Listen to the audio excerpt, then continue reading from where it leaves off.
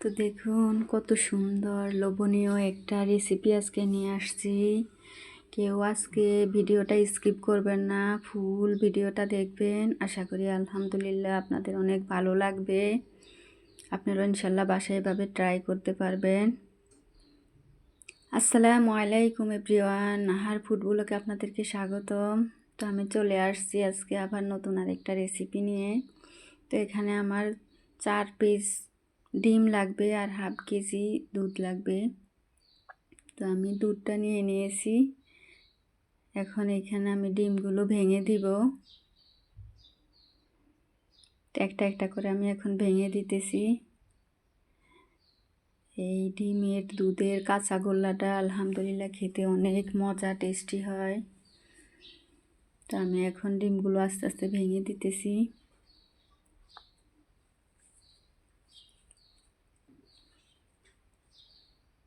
চারটা ডিম দিব এখানে।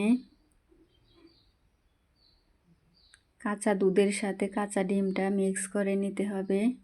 দুধটা জাল করা যাবে না, কাঁচাই রাখতে হবে।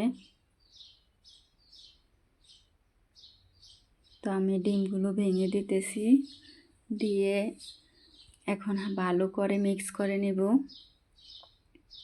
যাতে ডিমটা কোনো দলা পেকে না থাকে। ভালো করে মিক্স করে দিতে হবে, তাহলে অনেক সুন্দর হবে। একটু সময় নিয়ে আস্তে আস্তে ভালো করে ডিমটা দুধের সাথে মিক্স করে নিতে হবে।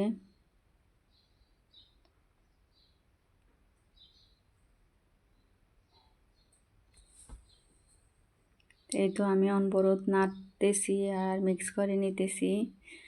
মাঝে মাঝে একটু দেখতেছি যে দলা পেকে আছে কিনা। এখনও অনেকটা দলা পেকে আছে, তো সেজন্য আমি ভালো করে মিক্স করে নিব।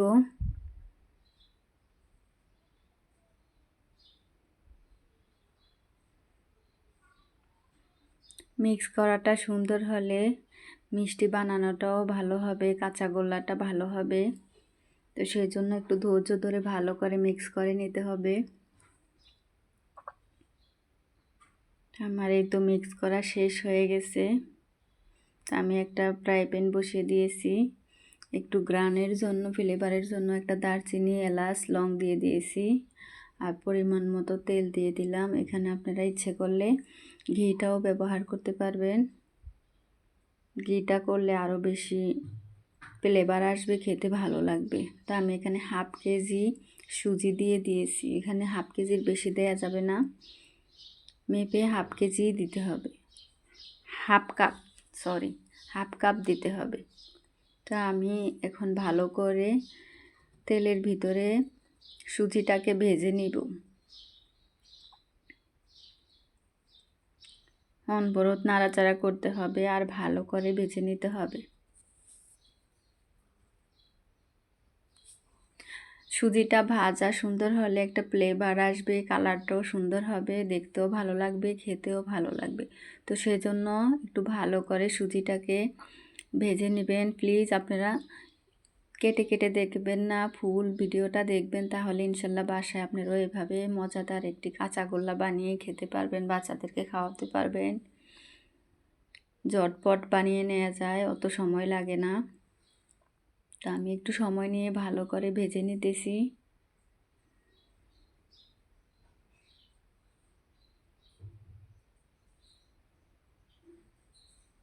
তো এখানে আমি দুধ আর ডিমের মিশ্রণটা দিয়ে দিব, দিয়ে ভালো করে নাড়াচাড়া করতে হবে, না হয় দলা পেকে যাবে।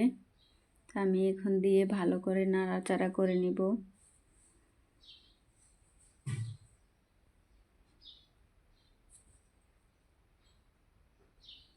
তো এখন একটু ভালো করে নাড়াচাড়া করতেছি।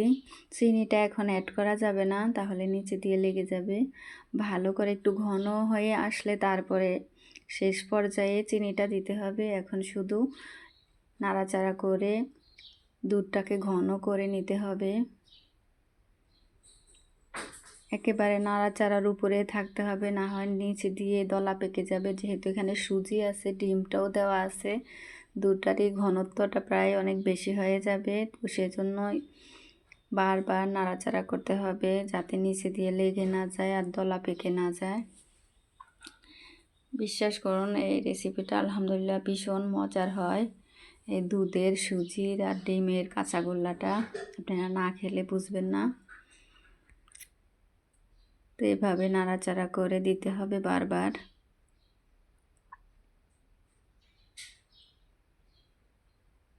অনবরত নাড়াচাড়া করতে হবে। আমি আপনাদের বোঝার সুবিধাতে ফুল ভিডিওটা দেওয়ার চেষ্টা করেছি। তো ইনশাল্লাহ আপনারা ভালো করে বুঝবেন আর বাসায়ও এভাবে বানিয়ে খেতে পারবেন।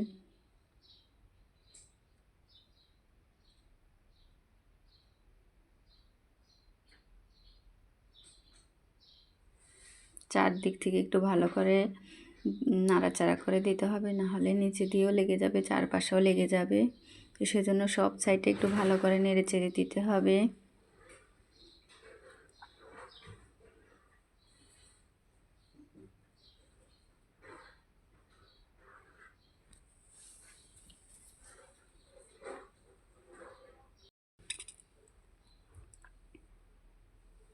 আমি সাইড থেকে ভালো করে একটু নাড়াচাড়া করে দিতেছি। ঘনত্বটা অনেক বেড়ে গেছে, দেখতেই পাচ্ছেন। একেবারে নাড়াচাড়া করতে করতে একেবারে একটা ডোর মতো হয়ে যাবে। তো সেই পর্যন্তই নাড়াচাড়া করে জাল করে নিতে হবে।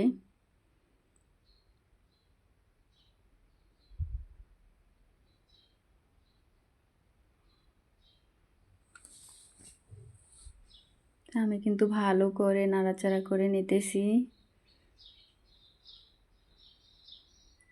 ডিমের পানিটা কিন্তু এখন ছেড়ে দিয়েছে। এই পর্যায়ে দেখাই যাচ্ছে যে ডিমটা যে পানি থাকে সে পানিটা আস্তে আস্তে করে বের হচ্ছে। তো পানিটা শুকানো পর্যন্ত নাড়াচাড়া করে জাল করে নিতে হবে, তাহলে কাঁচা গোলাটা অনেক ভালো হবে।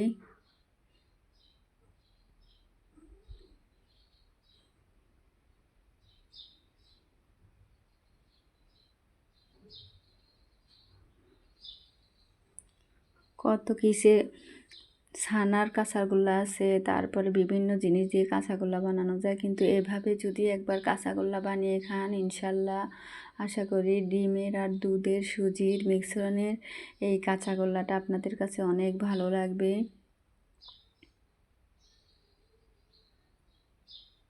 দলা পেকে যেন না যায় সেজন্য ভালো করে একটু নাড়াচাড়া করে চেপে চেপে দিতে হবে, তাহলে দলাটা ছেড়ে যাবে।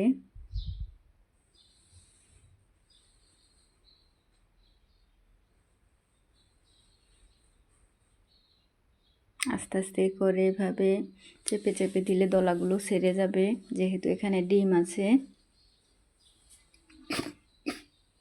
তো এই পর্যায়ে আমি চিনিটা দিয়ে দিলাম।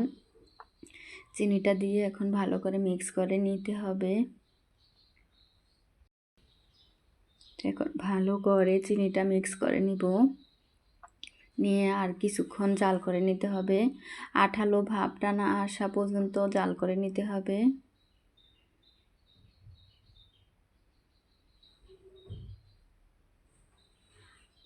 তো চিনিটা প্রায় গলে গেছে, এখন আরও ভালো করে নাড়াচাড়া করতে হবে।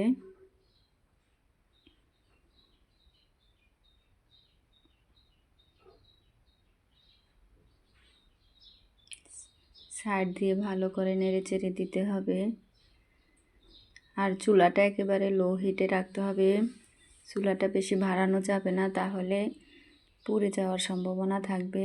একটু ধৈর্য ধরে আস্তে আস্তে করে জাল করতে হবে আর নাড়াচাড়া করতে হবে অনবরত, তাহলে কাঁচাগোল্লাটা অনেক সুন্দর হবে।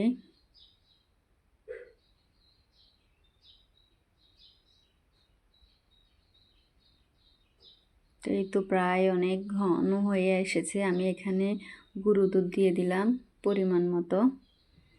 আপনারা চাইলে স্কিপও করতে পারেন, না হয় আরও বেশিও দিতে পারেন। তো আমার যতটুকু প্রয়োজন হয়েছে আমি ততটুকুই দিয়েছি।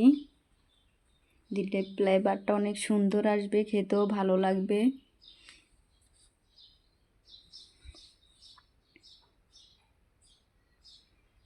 আমি কিন্তু অফ ক্যামেরায়ও অনেক সময় ধরে জাল করেছি, তো এখন এই তো প্রায় ঘনত্বটা হয়ে গেছে, আঠালো ভাবও চলে আসছে।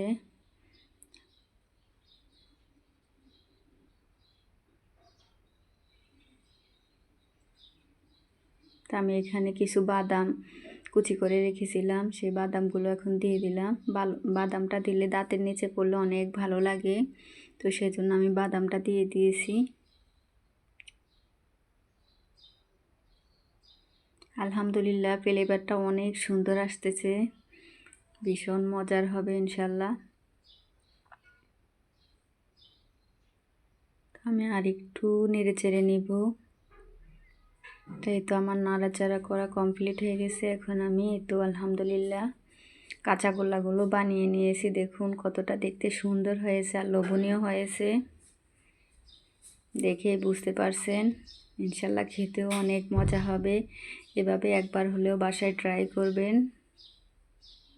আমি একটা ভেঙে দেখাচ্ছি কতটা সুন্দর হয়েছে। আলহামদুলিল্লাহ ভীষণ মজার হয়েছে আর দেখতে অনেক লোভনীয় হয়েছে। তো আজ এ পর্যন্তই। সবাই ভালো থাকবেন, সুস্থ থাকবেন, নিরাপদে থাকবেন। আবার দেখা হবে নতুন অন্য কোনো ভিডিওতে। আল্লাহ হাফেজ।